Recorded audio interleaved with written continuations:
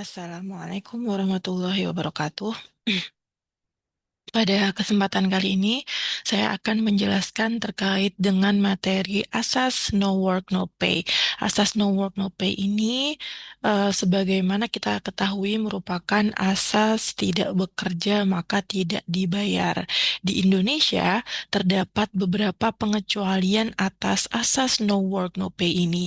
Pertama, pengecualian atas asas no work no pay ini karena kondisi pekerja berhalangan karena sakit.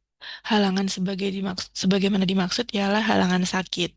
Maka dalam konteks ini, pekerja tetap mendapatkan haknya berupa upah dengan ketentuan sebagaimana yang diatur dalam peraturan perundang-undangan sebagai berikut. Ketika pekerja mengalami sakit pada 4 bulan pertama, tetap memperoleh 100% upah. Namun, di 4 bulan selanjutnya, ketika pekerja ini masih mengalami sakit, maka memperoleh upah sebesar 75% upah. Dan di 4 bulan ketiga, pekerja ini belum juga sembuh dari sakitnya, maka berhak atas 50% upah. Kemudian bulan selanjutnya, ketika pengusaha tetap mempertahankan pekerja ini untuk tidak diputus hubungan kerjanya, maka besaran upah dari pekerja ini ialah 25% upah. Jadi itulah hak atas upah bagi pekerja yang mengalami sakit yang berkelanjutan seperti itu. Selanjutnya, pengecualian atas asas no work no pay yang lain dalam kondisi pekerja tidak sakit, yaitu dalam hal menikah, dalam hal menikahkan anak, menghitankan anak, dan sebagainya, maka kondisi pemberian upah tergantung pada bagaimana peraturan perundang-undangan ini mengatur. Kondisi pertama, dalam hal pekerja menikah, maka diberikan waktu 3 hari untuk izin menikah dan dalam kondisi izin menikah ini pekerja tetap mendapatkan upah atau tetap dibayar. Kemudian kondisi kedua yaitu pekerja tetap dibayar, tetap memperoleh upah dalam hal pertama menikahkan anak, menghitankan anak atau membaptis anak, istri melahirkan atau keguguran kandungan, suami atau istri, orang tua atau mertua, anak atau menantu meninggal dunia, diberikan waktu 2 hari untuk tidak masuk kerja dan tidak masuk kerja ini tetap dibayar sehingga kita bisa menyebutnya sebagai pengecualian atas asas no work no pay. Kemudian yang terakhir, tidak masuk 1 hari dalam hal anggota keluarga serumah meninggal dunia sehingga dalam hal ini tetap dibayarkan upahnya dan merupakan pengecualian atas asas no work no pay.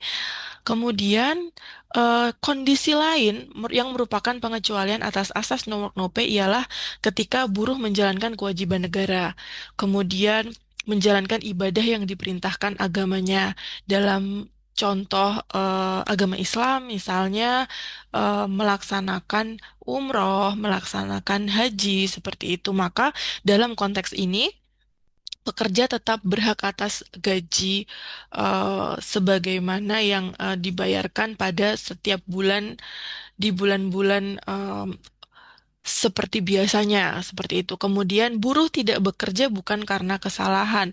Mungkin terdapat kondisi bencana alam atau force majeure yang tidak dapat dihindari. Kemudian buruh melaksanakan hak istirahat.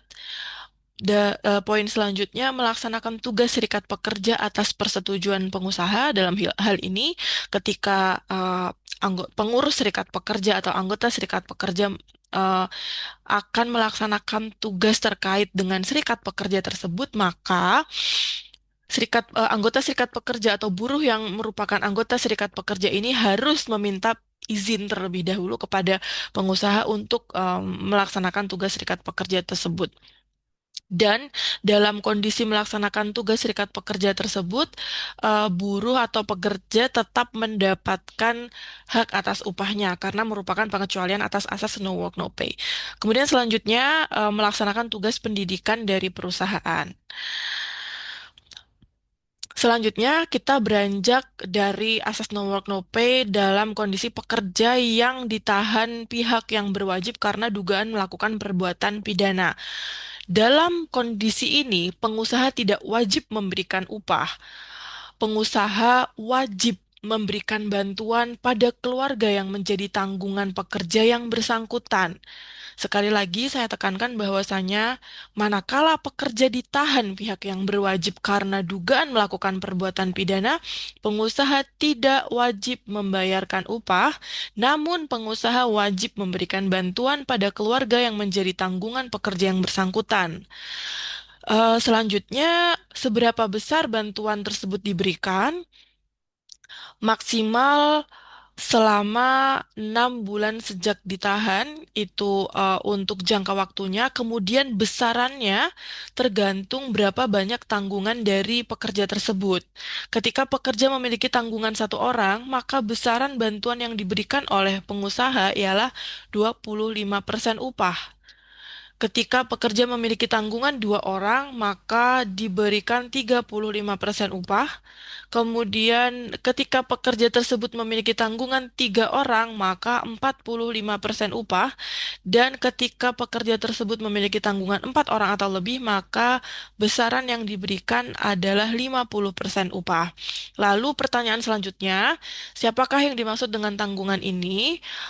Teman-teman bisa mengingat pada materi kuliah hukum keluarga seperti itu, maka akan mengingat bahwasanya keluarga terdekat ialah keluarga inti, suami atau istri, anak, seperti itu. Kemudian ada grade selanjutnya orang tua dan grade-grade selanjutnya sehingga mempertimbangkan grading dari yang disebut keluarga tersebut.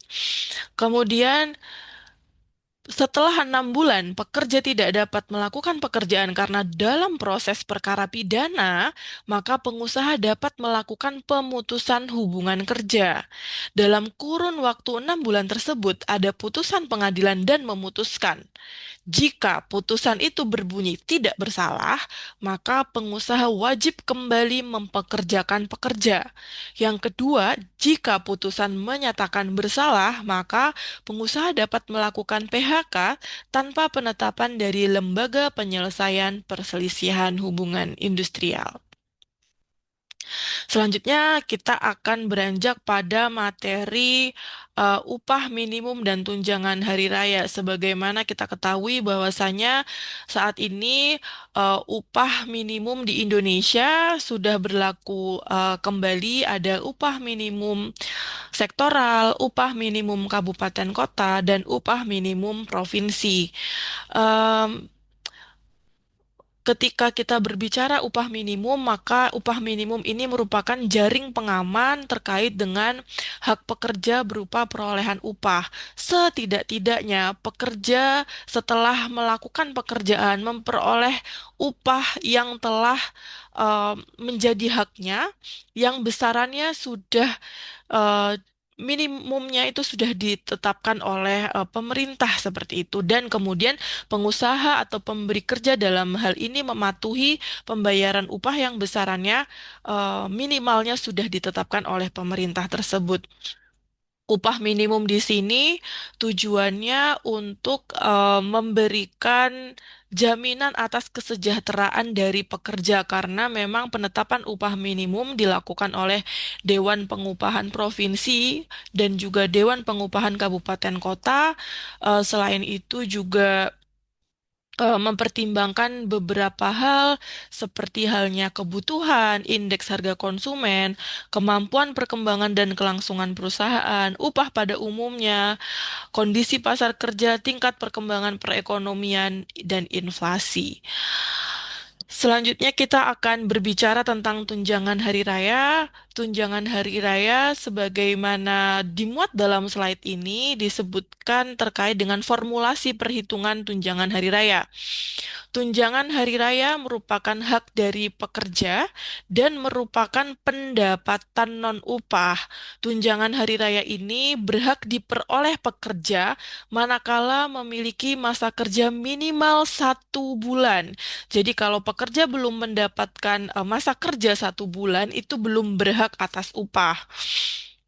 Bagaimanakah perhitungannya?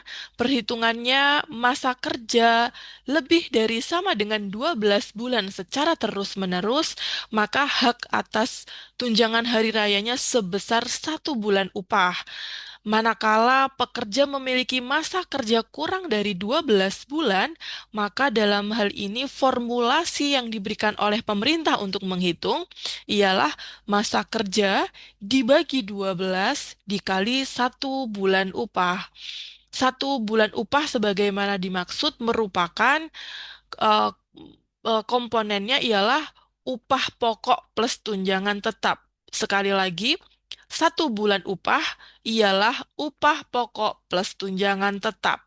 Teman-teman perlu mengingat kembali materi yang telah saya sampaikan di kelas, bagaimanakah mengklasifikasikan suatu tunjangan dapat dikategorikan sebagai tunjangan tetap dan tunjangan tidak tetap.